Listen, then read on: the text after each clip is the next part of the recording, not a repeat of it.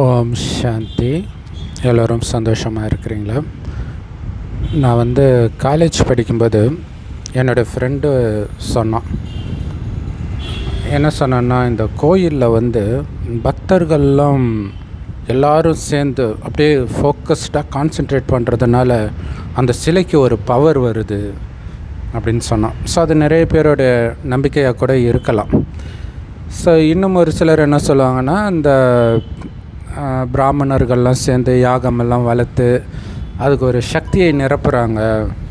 அந்த சிலைக்கு வெறும் கல் சிலையாக இருந்ததுக்குள்ளே சக்தி நிரப்பப்படுது அப்படின்னு சொல்லுவாங்க. இன்னும் ஒரு சிலர் மேலேருந்து சக்தி இழுத்து கொடுக்குற மாதிரி அந்த கோயில் வடிவமைப்பாங்க அப்படின்வாங்க. ஆனால் உண்மையிலே அந்த கோயிலில், குறிப்பாக இந்து கோயில் மட்டும் கிடையாது, இது எல்லா மதத்தின் கோயிலுக்கும் பொருந்தும். இல்லை, ஒரு சில சர்ச்சு மட்டும் ரொம்ப ஃபேமஸாக இருக்கும், குறிப்பாக மாதா கோயில், வேளாங்கண்ணி மாதா கோயில் அந்த மாதிரிலாம். ஸோ அதே மாதிரி ஒரு சில இந்து கோயில் தான் ரொம்ப ஃபேமஸாக இருக்கும். திருப்பதி ஏழுமலையான் கோயில், இல்லை எப்போவுமே கூட்டம் வந்துட்டு இருக்கிறது. ஸோ இதெல்லாம் எதன் அடிப்படையில் நடக்குது?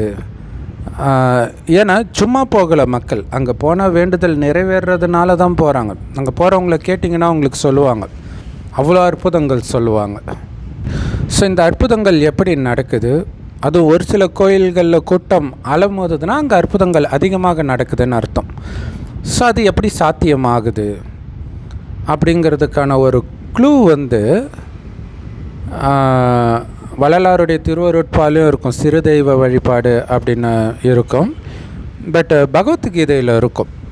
என்னென்னா, நீங்கள் எந்த தெய்வங்களை வழிபட்டாலும் அதன் மூலமாக உங்களுடைய ஆசைகளை நான் தான் நிறைவேற்றுகிறேன் அப்படின்னு கடவுள் சொல்கிற மாதிரி இருக்கும். ஆனால் அந்த கடவுள் எந்த கடவுள் தான் யாருக்கும் தெரியாது. ஸோ இது பைபிள் குரான்லலாம் பார்த்திங்கன்னா, என்ன ஒரு கல் சிலையை போய் வழிபடுறீங்க, அந்த கல் சிலையால் இது பண்ண முடியுமா, அது பண்ண முடியுமா, உணர்வில்லாத கல் சிலை தானே அப்படின்வாங்க. ஆனால் அது உண்மை கிடையாது. நீங்கள் நினைக்கிற மாதிரி அது வெறும் சிலை கிடையாது. உயிரோட்டமான சக்தி அங்கே இருக்குது. அந்த சிலை முன்னாடி எந்த அளவுக்கு பாவனையோடு ஒருத்தர் பக்தி செய்கிறாரோ அதற்கான பலனை கண்டிப்பாக அவர்கள் அடையவே செய்கிறார்கள். ஆனால் அந்த சிலையை இப்போ முகலாய பீரியட்லலாம் கோயிலை இடித்தாங்க, எல்லாம் பண்ணாங்க. இப்போ அவங்களுக்கு உடனடியாக தண்டனை கிடைக்குமா அப்படின்னா தண்டனை கிடைக்காது. தண்டனை கிடைக்காததுனால சாமி இல்லைன்னு நினச்சிக்கிறாங்க நிறைய பேர். அப்படி கிடையாது. ஏன்னா கீதையில் சொன்ன மாதிரி, நீ எந்த தெய்வத்தை வழிபட்டாலும் அதன் மூலமாக உன் ஆசையை நான் தான் நிறைவேற்றுகிறேன்னு ஒரு கடவுள் தான் சொல்கிறார். கடவுள் ஒருத்தர் தான், அவர் தான் நிறைவேற்றுறார். அவர் யாருக்கும் துக்கம் கொடுக்க மாட்டார். அதனால் நீங்கள் கடவுளே இல்லைன்னு சொன்னாலோ அல்லது இந்த மாதிரி எந்த மதத்தின் நினைவு சின்னத்தையும் அழிக்க முற்பட்டாலோ அதற்கு உங்களுக்கு கண்டிப்பாக தண்டனை கிடைக்காது. ஆனால் அப்படி அழிக்கிறதுக்கு ஒரு அகங்காரம் காரணமாக இருக்குதுல்ல, அந்த அகங்காரத்துக்கு தண்டனை கிடைக்கும். ஆனால் இந்த குறிப்பிட்ட செயலுக்கு கிடைக்காது. அந்த அகங்காரம், காமம், கோபம், பற்று, பேராசை, அகங்காரம், இது 5 மகா பாவங்கள்ன்றது, இதற்கு தண்டனை உண்டு. மற்றபடி கடவுளை நான் உடைச்சிட்ட சிலையை, அப்போ கடவுள் இல்லை அப்படின்னு நிரூபிக்கிறாங்க. அப்போ இவங்க என்ன எதிர்பார்க்குறாங்க? உடைச்சா உடனே இவங்க கண்ணு நொல்லையாயிடணும்னு எதிர்பார்க்குறாங்களா? அப்படி நடக்காது. அப்படி நொல்லையாயிடுச்சுன்னா அன்பே சிவம், லவ் இஸ் காட் அப்படின்னு சொன்னது பொய்யாயிடும். அது மனிதனுடைய குணம், கண்ணுக்கு கண் பல்லுக்கு பல்லுன்றது கடவுளுடைய குணம் கிடையாது. உண்மையிலே பைபிளில் தட்டுங்கள் திறக்கப்படும், கேளுங்கள் கொடுக்கப்படும் சொல்கிறதெல்லாம் அந்த தெய்வ சிலை முன்னாடி போய் இவங்க வைக்கிற வேண்டுதல் தான், அது நிறைவேறுது. ஸோ இங்கே தெய்வம்னு சொல்கிறது இந்து மதம் மட்டும் கிடையாது, எல்லா மதத்துக்குமே பொருந்தும். ஏன்னா நீங்கள் புத்தர் சிலை முன்னாடி போய் வேண்டுதல் வைக்கலாம், மகாவீர் சிலை முன்னாடி வேண்டுதல் வைக்கலாம், அல்லது உங்களுடைய முதியவர்கள், உங்கள் அப்பா அம்மா சிலை அல்லது ஃபோட்டோ முன்னாடி கூட வேண்டுதல் வைக்கலாம். ஆனால் உங்களுடைய மனதில் அது ஒரு கடவுள் அப்படின்ற உணர்வில் தான் நீங்கள் பண்ணுறீங்க. அதனால் அது அந்த ஒரு கடவுள்கிட்ட தான் போகுது. ஸோ அதனால் உங்களுடைய வேண்டுதல் அங்கே நிறைவேற்றப்படுது. உங்களுக்கு எந்த அளவுக்கு நிச்சய புத்தி இருக்குதோ அதை பொறுத்து. சந்தேக புத்தியோடு பண்ணிங்கன்னா ஒன்றுமே ஆகாது தான். ஸோ அதை தான் இயேசு கிறிஸ்து கூட கடுகளவு விசுவாசம் இருந்தாலும் அந்த மலையை பார்த்து பேர்ந்து போன்னு சொன்னால் பேர்ந்து போகும் அப்படின்னு சொல்லியிருப்பார். அதோடைய அர்த்தம் மலை போய் விழுன்னு அர்த்தம் கிடையாது. கடவுள் மீது நீங்கள் வைக்கும் விசுவாசத்திற்கேற்பவே உங்களுக்கு பலன் கொடுக்கப்படுகிறது அப்படின்னு அர்த்தம். சரி, இப்போ கீதைக்கு வருவோம். நீங்கள் வைக்கிற வேண்டுதலுக்கு எந்த தெய்வத்தின் முன்னாடி வேண்டினாலும் அந்த தெய்வங்கள் மூலமாக நான் தான் உங்கள் ஆசையை நிறைவேற்றுகிறேன் அப்படின்னு சொல்லுது இல்லையா? அப்படி கடவுள் சொல்கிறது அந்த தெய்வங்கள் மூலமாகன்னு சொல்லப்பட்டிருக்குது, அந்த சிலைகள் மூலமாகன்னு சொல்லப்படலை. அதுதான் இங்கே முக்கியமான விஷயம். அப்போ யார் அந்த தெய்வங்கள்? தெய்வங்களுடைய சிலை அது. அந்த தெய்வங்கள் யார்? சிலை முன்னாடி போய் வேண்டுனா எப்படி அது நிறைவேறுது அப்படிங்கிற ஒரு மிகப்பெரிய ரகசியத்தை கடவுள் வெளிப்படுத்துகிறார் பிரம்மகுமாரிகள் மூலமாக. ஸோ பிரம்மகுமாரிகள்னால் யார் அப்படின்னு உங்களுக்கு ஷார்ட்டாக தெரியணும் அப்படின்னா, இந்த 5000 வருட காலச்சக்கரம் பற்றி கடவுள் கடைசி 100 வருடம் வந்து சொல்கிறார். அது வரைக்கும் அவர் இருக்கிற இடம் செம்பொன் நிறமான ஒளி உலகம். இதை தான் பரந்தாமம் அல்லது பரலோகம்னு சொல்லுவோம். இங்கே இருக்கக்கூடிய இறைவனை தான் சிவன் இந்துக்களும், பரமபிதான்னு கிறிஸ்தவர்களும், அல்லான்னு முஸ்லீம்களும் சொல்கிறாங்க. ஸோ அதனால தான் சிவனுக்கு பார்த்திங்கன்னா அந்த ஜோதி ரூபம், லிங்க ரூபத்தை தான் நம்ம வழிபடுறோமே தவிர மனித ரூபம் இருக்காது. பரமபிதா இயேசு கிடையாது, கிருஷ்ணர் கிடையாது, தாயின் கர்ப்பத்தில் பிறந்தவர் கடவுள் கிடையாது. ஸோ கடவுள் நேரடியாக ஒரு வயோதிகர் உடலுக்குள்ளே பிரவேசமாகி கடைசி 100 வருடம் இந்த ஞானத்தை கொடுக்கிறார். 5000 வருடம் முன்பு இதே பாரத பூமி சொர்க்கமாக இருந்தது. அந்த சொர்க்கத்தில் வாழ்ந்தவர்களைத்தான் இந்துக்கள் தெய்வம்னு வழிபடுறோம். அங்கே 33 கோடி தேவதைகள் வாழ்ந்தாங்க. அந்த 33 கோடி தேவதைகளுக்கும் கோயில் கிடையாது, கம்மியானவர்களுக்கு தான் கோயில் இருக்குது இல்லையா? யார் அந்த கம்மியானவர்கள்? ஏன் அவங்களுக்கு மட்டும் கோயில் இருக்குது அப்படின்னா, இப்போ அந்த தேவதைகள் இப்போ எங்கே போயிட்டாங்கன்னு பார்ப்போம். மறுஜன்மம் எடுத்தெடுத்து 2500 வருடம் கழிச்சு இதே பூமி நரகமாக மாறுது. அதாவது தேவதைகள் பாவம் செய்ய ஆரம்பிக்கிறாங்க, காமம், கோபம், பற்று, பேராசை, அகங்காரத்தில் விழ ஆரம்பிக்கிறாங்க. அதனால தான் சில இந்து கோயில் கோபுரத்தில் அந்த ஆபாச சிலைகள் இருக்கும். ஸோ அப்படி விழுந்ததுக்கு காரணம் என்னென்னா, தன்னை உடம்புன்னு நினைக்க ஆரம்பிச்சிடுறாங்க. அது வரைக்கும் தன்னை ஆத்மானே உணர்ந்தாங்க. ஆத்மானா உயிர், அது பூர்வமத்தில் நட்சத்திரம் மாதிரி ஜொலிக்கினால்தான் இங்கே பொட்டு வைக்கிற பழக்கம் இருக்குது. ஆத்மா தான் கண் வழியாக பார்க்குது, வாய் வழியாக பேசுது, அனைத்து காரியத்தையும் உடல் மூலமாக செய்கிறது ஆத்மா தான் அப்படின்ற புரிதல் அங்கே இயல்பாகவே இருக்கும். அதனால் எவ்வளோ அழகாக ஆண்கள் பெண்கள் இருந்தாலும் அந்த சரீர கவர்ச்சியில் அவங்க சிக்க மாட்டாங்க.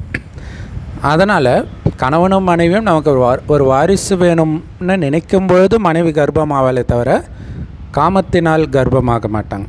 அவ்வளோ தூய்மையாக இருந்ததுனால தான் அவங்களுக்கு கோயில் கட்டி கும்பிட்றோம். சொர்க்கத்தில் உள்ள அத்தனை பேரும் காமம் இல்லாமல் தான் பிறந்தார்கள். இதை தான் யோக பலம்னு சொல்கிறது. அதோடைய நினைவாக இயேசுவும் அப்படி பிறந்ததாக,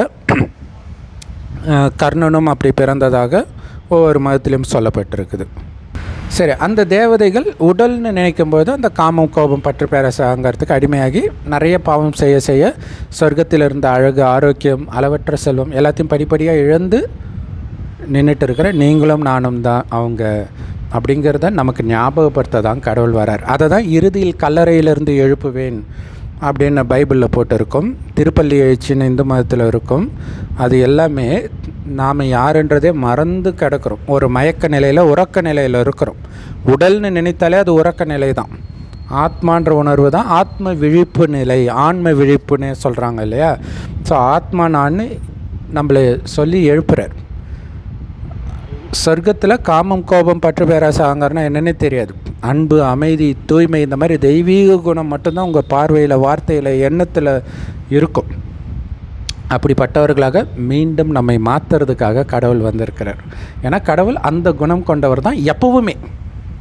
நாம் ஆரம்பத்தில் அப்படி இருந்தோம், போக போக அந்த கழுது தேஞ்சு ஏதோ கட்டெரும்பாயிடுச்சுன்னு சொல்லுவாங்களே, அந்த மாதிரி மோசமாக ஆகிட்டோம் நாம்.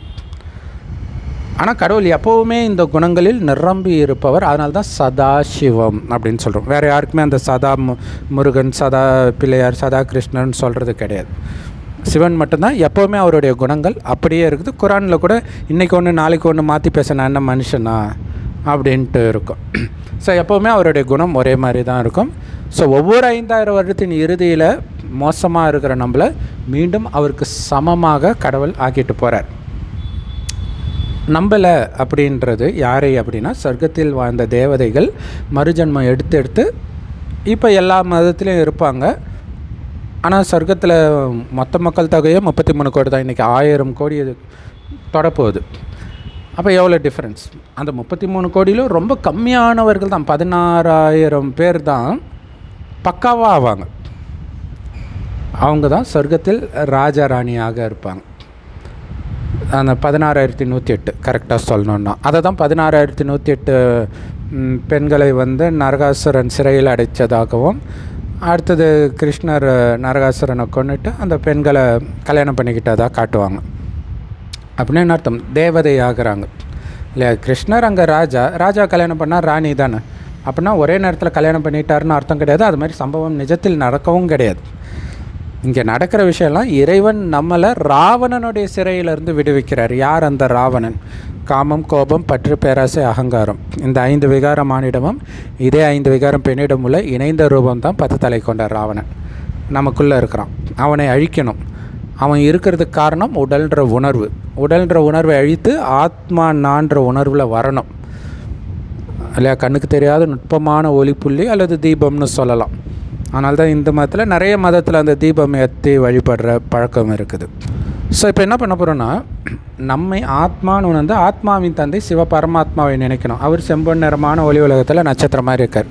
ஸோ செவ்வானத்தில் நட்சத்திரம் மாதிரி இறைவனை சதா நினைவு பண்ணிக்கிட்டே எல்லா காரியத்தையும் பண்ண வேண்டியதுதான். இது போய் காட்டில் உட்காந்து பண்ணுறதில்ல. குடும்பத்தில் இருந்துக்கிட்டே எல்லா காரியத்தையும் செஞ்சுட்டு குடும்பத்தில் உள்ள அந்த கடமையெல்லாம் நிறைவேற்றி கொண்டு புத்தி மட்டும் இறைவனோடு இணைஞ்சிருக்கணும்.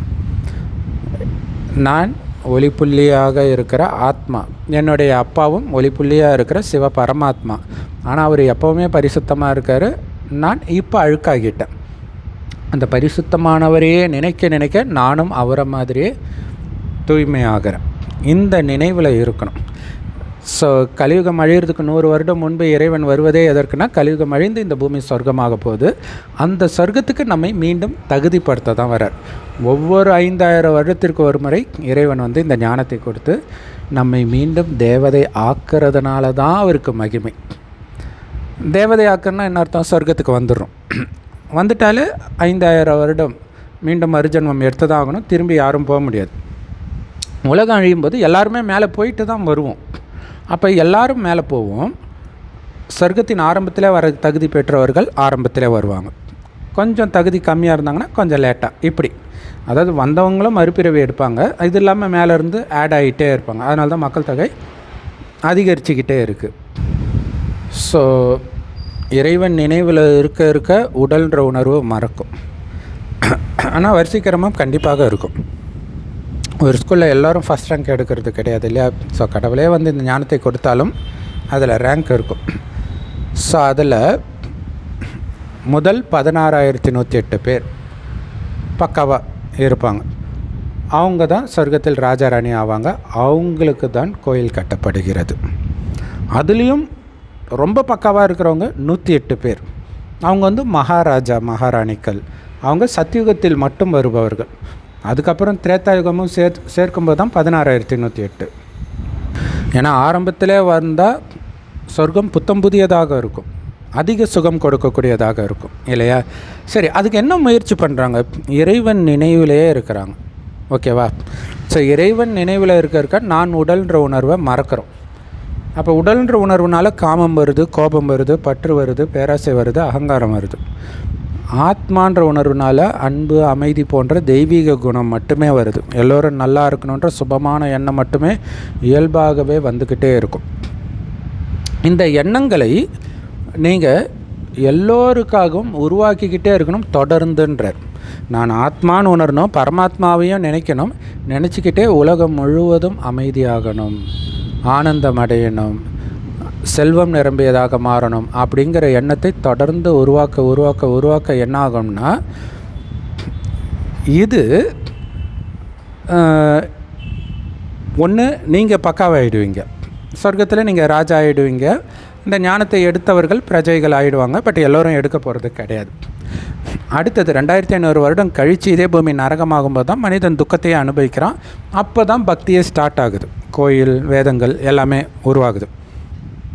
இப்போ இந்து மதம் மட்டும் எடுத்துக்கிறோன்னா, அப்போ அந்த 16,108 பேர் இருக்கிறாங்களே, அதிலும் குறிப்பாக 108 பேர் அவங்களுக்கு தான் கோயில் கட்டுவாங்க. அதில் அதிக கோயில் யாருக்கு? விஷ்ணுவுக்கு தான், இல்லை சிவனுக்கு அடுத்தபடியாக. அப்போ ஏன்னா விஷ்ணு தான் நம்பர் 1, 108 நம்பர் 1 வரவர், சொர்க்கத்தின் முதல் மகாராஜா. அதனால தான் அவருடைய கோயில்களில் அதிக கூட்டம். திருப்பதி ஏழுமலையானே அதுக்கு பெரிய சாட்சி. ஸோ இப்போ இதில் யார் அதிகமாக இந்த சக்தி கொடுக்குறாங்க மக்களுக்கு? அவங்களுடைய கோயில்களில், அந்த கோயில்களே பாருங்கள் நரகத்தில் தான் கட்டப்படுது. ஆனால் நடக்கிறது இப்போ சக்தி கொடுக்குறோம். அவங்களுடைய நினைவாக இங்கே கோயில் கட்டப்படும்.